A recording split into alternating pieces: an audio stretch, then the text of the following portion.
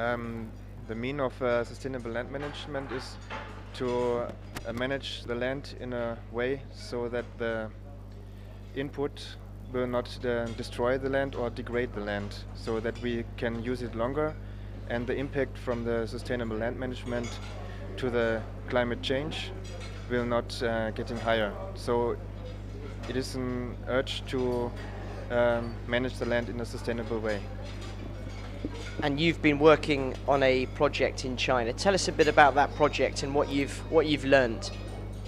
Well, the project just started 1.5 years before. We are just in the middle of the project. It will run another 3.5 years. So the project Rio is dealing with the land and water management in Xinjiang in the northwest of China. And the project is divided in 5 work blocks. One work block is dealing with climate change. There we are looking at the surrounding mountain of the Taklamakan desert, because with the climate change and the rising of temperature, the glaciers will melt and more snow melt water will be available to the river. Another work block is dealing with the sustainable agriculture. There we look from the field scale, of the farm scale to the regional scale. The fourth work block is dealing with ecosystem services. There we're looking at especially at 4 ecosystems. That is the riparian forests along the Tarim River, the aquatic ecosystem, the urban and peri-urban ecosystem, but also on the non-irrigated land ecosystems.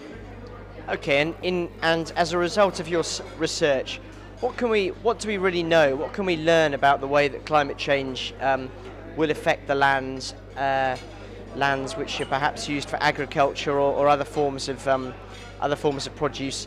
And what do we know about how we can attempt to adapt and change our practices in terms of land management?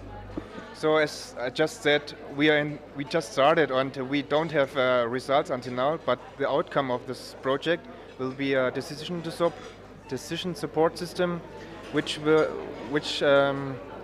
we all want to put in these our results, and also want to give the stakeholders, which we involve from all kinds of levels, starting from the farmer to the government, that they can see the consequences of their plannings and implementation. For example, if they want to build a reservoir or a new channel, what is the consequence of that?